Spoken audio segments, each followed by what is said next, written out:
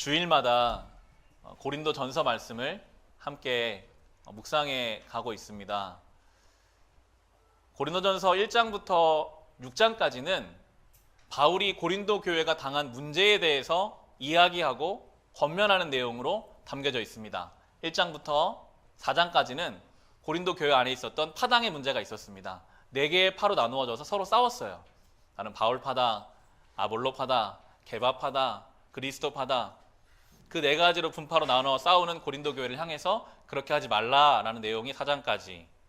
5장과 6장은 교회 안에 있었던 윤리적인 문제를 다루고 있습니다. 음행의 문제가 교회 안에 있었고요. 성도들끼리 서로 의견이 맞지 않아서 싸우는데 중재가 안 되니까 세상 법정에 나아가 송사한 내용까지 다루고 있는 것이 우리가 보고 있는 고린도전서의 6장까지의 내용입니다. 문제가 많았죠. 어떻게 교회인데 서로 파를 나눠서 싸우고, 어떻게 교회인데 음행의 문제가 있고, 교회인데 서로 다툼이 해결이 안 돼서 소송까지 갔을까? 우리가 하나님 앞에 교회입니다. 우리 한 사람 한 사람이 하나님의 교회고요. 우리의 가정이 하나님의 거룩한 성전입니다. 그런데 과연 우리는 하나님의 교회인데, 우리의 가정이 하나님의 성전인데, 이 고린도 교회가 당면한 문제로부터 자유롭다고 말할 수 있을까요? 우리는 때로 편을 나누어 싸우지 않습니까? 심지어 그게 내 가족, 내 친지라고 해도 내가 교회로 부름받은 사람인데 나랑 안 맞으면 편을 나누기도 하고요. 우리가 과연 이 음행의 문제, 인간의 욕정에 치우쳐서 하나님 말씀을 뒤로 하는 이 죄로부터 얼마나 자유로운지, 갈등 상황에서 이 갈등을 하나님 원하시는 방향으로 원만하게 해결하는 것이 아니라 어떻게든지 내가 이겨야만 속이 시원한 이 갈등의 해결의 모습이 우리에게는 있지 않은지, 이 고린도전서를 묵상해 오면서 우리의 모습을 보게 됩니다. 그런데 감사한 것은 하나님이 이 고린도 교회를, 야, 너희는 어떻게 교회가 그럴 수 있냐, 자격 미달이다, 교회 문을 닫고 성도들을 흩어라, 이렇게 하지 않으시고요. 바울을 보내셔서 깨닫기를 원하셨어요. 바꿔라, 고쳐라, 돌이켜라. 그렇게 해서 이 고린도 교회를 통해서 하나님의 역사가 이루어지게 하셨던 것처럼 오늘 우리를 향해서도 주님은 동일하신 것 같습니다. 우리를요, 주님 전에 오는 것을 막지 않으셨어요. 다 아시는데 우리의 마음이 얼마나 하나님 앞에 참 부끄러운지, 얼마나 쉽게 편을 나누고, 얼마나 인간의 욕정을 따라 말씀을 가벼이 여기고, 갈등의 상황에서 오로지 내가 옳다고 그것만 드러내기 좋아했던 우리를 다 아시면서도 오늘 이 자리에 우리를 부르셔서 고쳐라, 바꿔라, 새롭게 가보자. 우리는 하나님의 거룩한 성전으로 부르심 받았습니다. 우리 밖에는요, 이 복음을 전할 사람이 이제 없어요. 성도가 말하지 않으면 그 누구도 예수님 말하지 않습니다. 주님이 오늘 우리를 오늘도 이 자리에 부르신 그 은혜를 생각하시면서, 나를 향한 하나님의 그 기대와 사랑을 생각하시면서 오늘 주어주신 말씀을 함께 나누기를 원합니다. 6장까지는 바울이 먼저 제안한 내용이었다면, 이제 고린도전서 7장부터 들어가면 고린도 교회가 바울에게 편지를 먼저 썼어요. 우리 교회가 지금 이러한 문제 때문에 갈등과 고민이 있으니 이 문제에 답을 주시오라고 하거든요. 7장 1절을 보시면 바울이 이렇게 말하죠. 여러분이 적어 보낸 문제를 두고 말하겠습니다 라고 하면서 이제 결혼의 문제, 독신의 문제, 이혼의 문제, 우상에게 바친 재물의 문제가 이제 쭉 해서 나오게 됩니다. 고린도 교회는요, 아주 복잡한 상황 속에 놓여있던 교회예요. 고린도라는 도시는 항구 도시였습니다. 많은 사람들이 몰려드는, 돈과 사람들이 몰려드는 도시. 그 도시는 성적으로 굉장히 문란했습니다. 그 지역의 어느 도시보다 성적으로 문란하고 성적인 문화가 무너져 있다라고 하는 도시가 고린도였습니다. 성도들은 늘 그것을 옆에서 봤어요. 그리고 거기에는 커다란 이방 신전들이 많이 있었는데 그 신전에는 여사제들이 있고, 그들은 여사제와의 성관계를 통해서 이방 신들이 기뻐한다라고 가르쳤어요. 그래서 많은 사람들이 합법적으로, 합리적으로 이 가정을 떠나서 저 신전에 가서 내 욕정을 태워도, 내 욕정을 풀어도 그건 신에게 기쁜 일이고 나에게 잘 되는 일이야. 계속 그렇게 가르쳤고 그 상황 속에 성도들은 살고 있었습니다. 가정에 대해서, 성에 대해서 흔들릴 수밖에 없는 상황이었죠. 교회 안에는 영지주의라는 이단이 들어와 있었어요. 여러분, 지금이야 신학교가 있고 많은 교회가 있고 성경에 연구가 많이 있지만 이 당시만 해도요, 신약 성경이 없었습니다. 구약밖에 없었어요. 그냥 바울의 편지들이 다닐 뿐이었죠. 아무도 이것이 옳다라고 말하지 못하는 그때에 이단 사상이 교회 안에 들어와서 이렇게 말하는 거예요. 영지주의는 큰 이단의 문제였는데 영혼과 육신은 완전히 분리되어 있다. 하나님 앞에 우리가 영적인 일에만 집중하면 된다라고 가르쳤어요. 기도만 하고 말씀만 보고 영적인 것만 하면 되고 이 육신은 마음대로 쾌락을 즐겨도 된다. 그런 이야기가 교회 안에 막 다니고, 또 반대쪽으로는 아주 철저한 금욕주의, 이 육신은 결혼도 하면 안 되고 맛있는 거 먹어도 안 되고 오로지 하나님께만 집중해야 된다는 그런 두 가지 영지주의 분위기가 교회 안에 있었습니다. 성도들이 답을 모르겠는 거예요. 결혼은 어떻게 해야 되고 이혼의 문제는 어떻게 해야 하고, 그럼 우리가 이런 혼란스러운 시대 속에서 어떻게 결정해야 하는지 모르겠으니까 바울에게 물었습니다. 성경에 나오지 않지만 이미 그 편지가 바울에게 갔고 그에 대한 답으로 고린도전서가 오늘 우리에게 주어지고 있는 것이죠.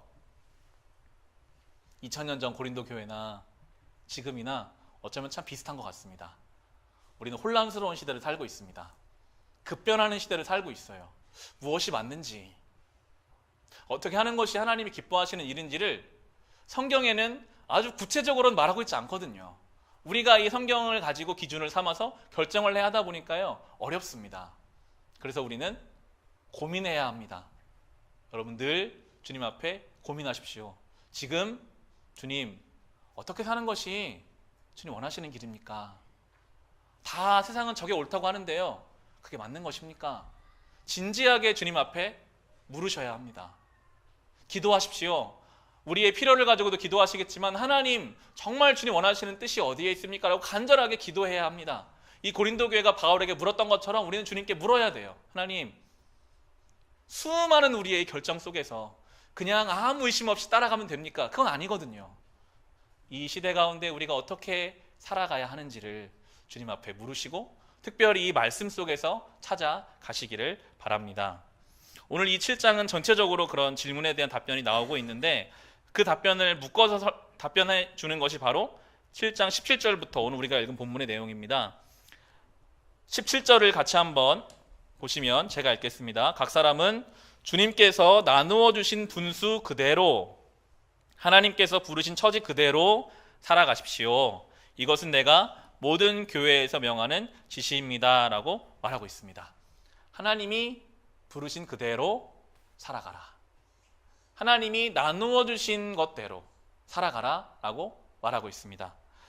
더 구체적으로 말하는 게 18절이 나오는데요. 18절을 보시면 할례를 받은 몸으로 부르심 받은 사람은 굳이 그 할례 받은 흔적을 지우려고 하지 마십시오. 할례를 받지 아니한 처지에서 부르심 받은 사람은 굳이 할례를 받으려고 하지 마십시오 라고 하면서 할례의 문제를 꺼냅니다. 우리에게는 이 할례의 문제가 잘 와닿지가 않는데요, 이 당시의 할례는 신약 시대 교회에 있어서는 아주 중요한 화두였습니다. 교회 안에도 이 할례를 받은 자가 있고 안 받은 사람이 있었거든요. 할례는 아브라함 때 창세기에 나오는 태어나자마자 8일이 지나면 남자아이의 포피를 잘라내서 육신에 이제 흔적을 남기는 거예요. 하나님의 자녀다. 이것을 받은 사람들은 할례가 구원의 중요한 조건이다라고 주장하고, 그렇지 않은 이방인들은 할례를 안 받았거든요. 할례를 받지 않아도 은혜로 구원을 받는다라고 주장하고 이 교회 안에 부딪혔어요. 첨예하게 대립되다 보니까요, 사도행전 15장에 가보시면 최초의 교회 회의가 나옵니다. 사도들이 모여가지고 이 문제를 가지고 논의할 만큼 이 할례의 문제는 중요한 문제였는데, 바울은 지금 그 할례에 대해서 어떻게 말하는가? 19절을 보시면 할례를 받은 것이나 안 받은 것이나 그것은 문제가 아니고 하나님의 계명을 지키는 것이 중요합니다 라고 말하고 있습니다. 전혀 다른 관점으로 말해요. 받은 것이나 안 받은 것이나 그게 그렇게 중요한 것이 아니다. 그 자리에서 하나님의 계명을 지키며 사는 것이, 그것이 중요한 것이다 라고 이야기합니다. 우리로 말하면 조금 다를 수 있겠으나 예를 들어 모태신앙이 있잖아요. 어렸을 때부터 태어나 보니 자연스럽게 기독교 문화에서 자라와서 신앙생활을 하는 경우가 있고, 그렇지 않고 성인이 돼서 교회에 와서 신앙생활하는 경우들도 있습니다. 자기가 선택할 수 있는 게 아니에요.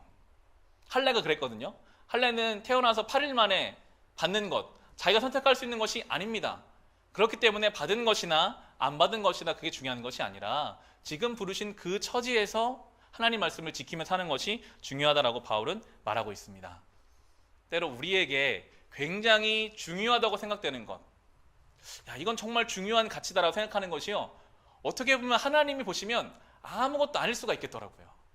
거기에 집착하고 거기에 매여서 그것이 옳다고 생각하고 그것 때문에 싸우기까지 했는데, 지금 성경은 받아도 괜찮고 안 받아도 괜찮다, 그거 중요한 거 아니다, 하나님 말씀을 지키는 것, 하나님을 사랑하고 이웃을 사랑하는 대로 살아가라 라고 우리에게 설명해 주면서요, 다시 한번 20절을 보시면 이렇게 강조하죠. 각 사람은 부르심을 받은 그때의 처지에 그대로 머물러 있으십시오 라고 말하고 있습니다.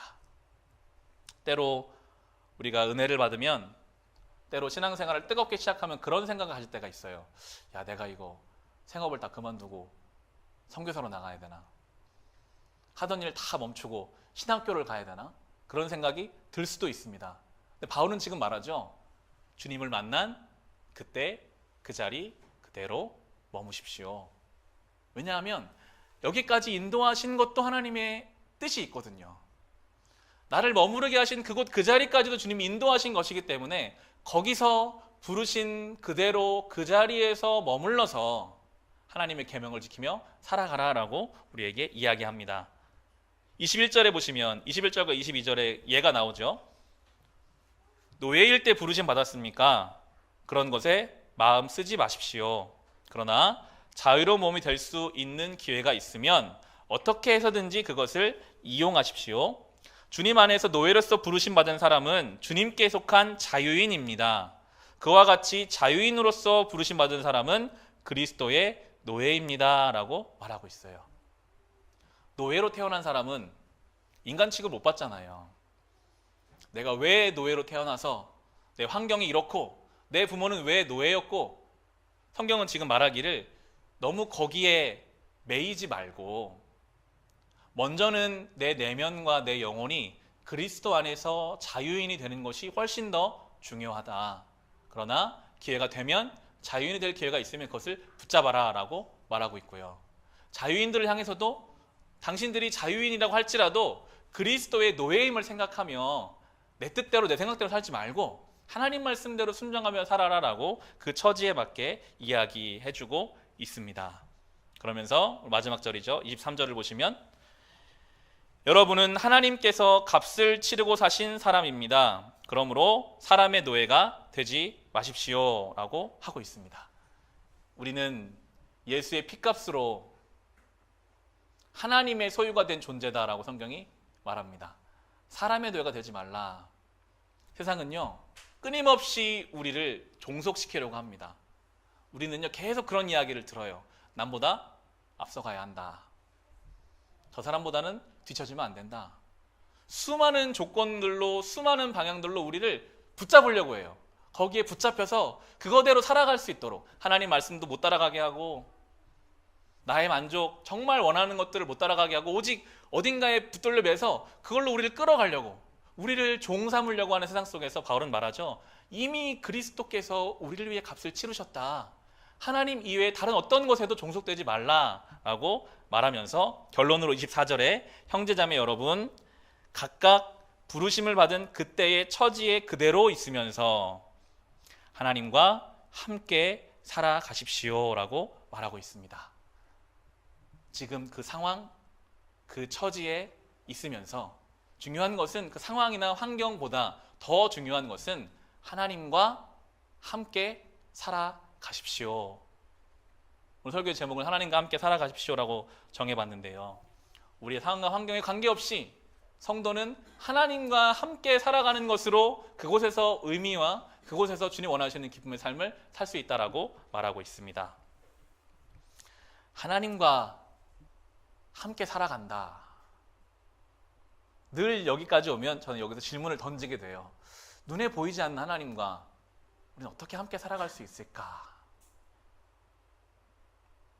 설교자로 살면서 성도님들께 듣는 이야기 중에 한 가지가 하나님과 함께 살고 싶은데 그게 잘 안 돼요.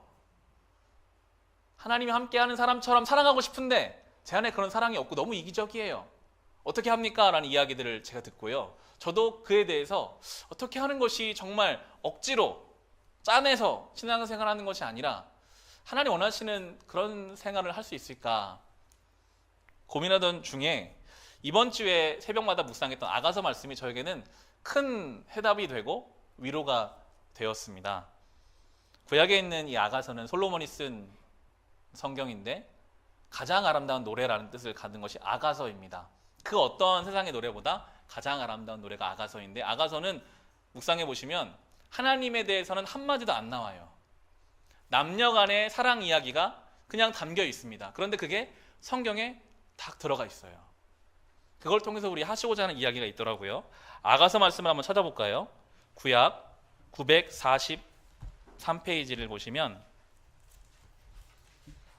구약 943페이지 아가서 1장을 한번 보겠습니다.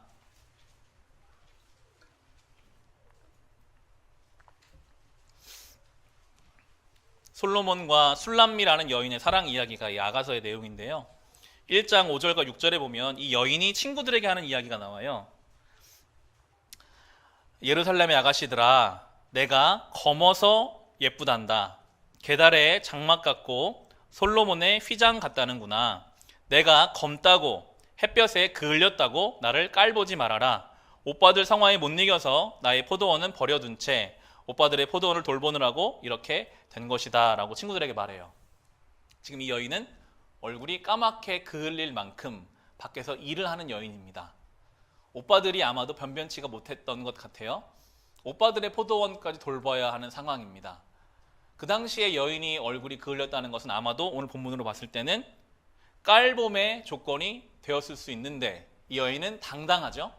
뭐라고 말하고 있습니까? 내가 이렇게 검어서 예쁘다고 한다. 나를 사랑하는 그 이미, 나를 사랑하는 내 상대방이 내가 이렇게 그을린 것까지도 너무나 아름답다고 한다. 내 가정은 이렇지만, 내 상황은 이렇지만 당당하게 자기를 이야기하고 있습니다. 어떻게 이 여인이 당당할 수 있었을까요? 자기를 너무나 사랑하는 상대방이 있으니까요. 이 여인이 얼굴이 그을렸든 상황이 어떻든 그게 중요하지가 않아요. 나를 향한 그 전적인 사랑이 이 여인을 아주 만족하게 하고 힘있게 만들고 있습니다. 남자의 고백이 나오는데 1장 15절을 보시면 이 남자가 솔로몬이 여인을 향해서 이렇게 고백하고 있어요. 아름다워라 나의 사랑, 아름다워라 비둘기 같은 그 눈동자라고 하면서 아름답다고 이렇게 사랑의 고백을 하고 있습니다. 참 우리가 입에 담기 민망스러운 그런 고백이죠. 비둘기다, 아름답다. 그런 생각 해봤어요? 만약에 이 아가서 고백을 가지고 내가 아내한테 한번 오늘 집에 가서 아름답다 내 비둘기야 이렇게 얘기하면은 용돈이 한 5만 원 올라가지 않을까. 사랑을 고백하고 사랑을 받으니까요, 이 여인이요 상황과 조건을 뛰어넘는 만족감과 자신감과 행복감을 누려요. 얼굴이 그을렸든 집안이 어떻든 나를 사랑하는 그 사람 때문에 놀라운 힘을 경험하는 것이 이 아가서의 내용입니다. 아가서는요 남녀의 사랑 이야기밖에 없어요. 그런데 성경에 있는 이유는 하나님이 성도들과 이런 관계를 맺기 원하신다는 거예요. 우리가 하나님 앞에 나올 때 말씀을 읽고 기도할 때 내가 이거 안 하면 하나님 나에게 벌 주시면 어떡하지? 내가 주일 안 지키면 하나님 나를 미워하시면 어떡하지? 딱딱하고 경직된 마음으로 주님께 나오시는 것을 전혀 원하지 않으시고 이 아가서와 같은 하나님이 우리를 너무나 사랑하신다고 아름답다. 우리가 그을렸든 우리의 상황이 어떻든 우리의 조건은 관계없이요. 우리를 너무나 사랑하시는 하나님의 사랑 앞에 우리가 반응하기 원하세요. 그 사랑 때문에 우리가 기쁘고 그 사랑 때문에 만족스럽고 그 사랑 때문에 우리가 정말 하나님 원하시는 말씀대로 살아내기를 주님께서 원하신다는 것을 이 아가서를 통해 제가 묵상하면서요.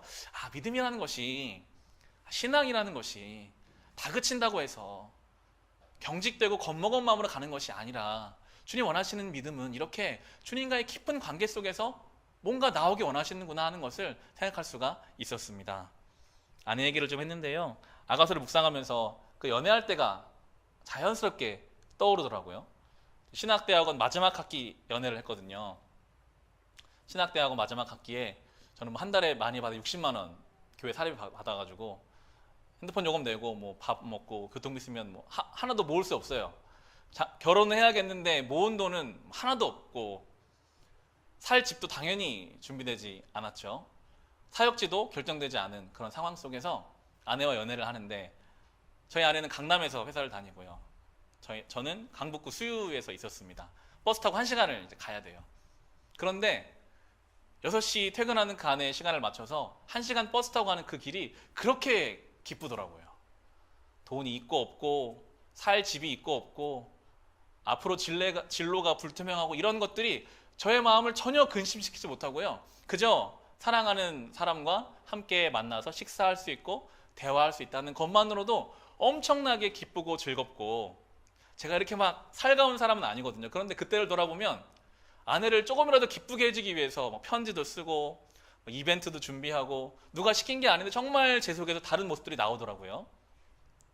이 아가서를 보면서 나는 왜 하나님을 사랑하는데 하나님 말씀에 순종이 안 되지? 나는 왜 이 신앙의 길을 걷는데 이 하나님 말씀대로 잘 안 되지? 이렇게 생각했던 저의 모습이 보이면서 정말 내가 하나님의 사랑을 내 안에 이렇게 담아낸다면 그 사랑이 남녀 간의 사랑도 내 안에 없는 모습들을 드러내서 무엇이라도 더 해주고 싶고 뭐라도 더 하고 싶고 시간을 함께 하고 싶은 마음이 들 텐데 하나님의 사랑이 내 안에 그렇게 들어와서 자리 잡을 때 내가 이 말씀에 기쁨으로 순종하게 되겠구나. 내가 이 말씀에 하나님의 뜻에 맞춰 살아가게 되겠구나. 그것이 좁은 길, 힘든 길이 아니라 기쁘고 감사하게 갈 수 있겠구나라는 생각을 해보게 되었습니다. 결국 신앙은 하나님과의 관계입니다. 교회에서 왜 성경을 읽고 기도하라고 이야기할까요? 그것이 율법이 되고요. 그것이 숙제가 되고 책임과 의무감이 되는 것을 주님은 원하지 않으십니다. 그 기도와 말씀 시간을 통해서요. 하나님이 나를 얼마나 사랑하는지를 우리가 깨달아가기 시작하면요. 그 사랑이 내 속에 조금씩 들어오기 시작하면요. 그게 우리의 신앙의 힘이 돼요. 하나님 나 이렇게 사랑하시는구나를 우리가 조금씩이라도 이해하게 되면 그 기도와 말씀 시간을 통해서 우리가 하나님 말씀에 자발적으로 순종하게 되고 우리 안에 없던 거룩함이 드러나는 것을 경험해 가는 것, 그것이 하나님과 함께하는 신앙생활임을 생각해 볼 수가 있었습니다. 명절입니다. 참 자주 명절이 돌아오죠. 그리고 올해도 명절이 지나면 벌써 10월입니다. 명절을 반복적으로 지내다 보면요, 우리는 그런 생각을 가끔 해요. 참 변하지 않는다. 식구들이 모이면 늘 같은 문제로 때로 부딪히고, 과연 우리 집이, 우리 친지들이 모였을 때 이 문제가 해결될까? 언제부턴가 포기하기도 하고, 이건 안 되나 보다. 올해가 벌써 10월이 되면서 과연 올해가 이렇게 지나갔는데 내가 좀 더 내가 기뻐하는 삶으로 갈 수 있을까? 우리는 우리에게 주어진 상황과 환경 속에서 때로는 낙심하고 좌절할 때도 있습니다. 왜 내가 이렇게 여기까지 왔지? 그런데 오늘 성경은 오늘 우리에게 말해주기를 지금 하나님이 인도해 주신 그곳 그 자리에서 하나님과 함께 살아가십시오. 마음에 안 드는 상황, 환경 때문에 왜 이렇지가 아니라 지금 나를 여기까지 인도하신 하나님이 계시다는 것을 믿고, 그리고 그 하나님과 함께 그 자리에서 살아가라고, 그 자리에서 하나님 원하시는 계명을 지키며 살아가라고 오늘 우리에게 이야기해주고 있습니다. 그것이 주님이 기뻐하시는 신앙의 모습일 것입니다. 오늘 우리는 부르신 그곳 그 자리에서 하나님과 함께 살아가시는 저와 여러분이 될 수 있기를 주님의 이름으로 축원합니다.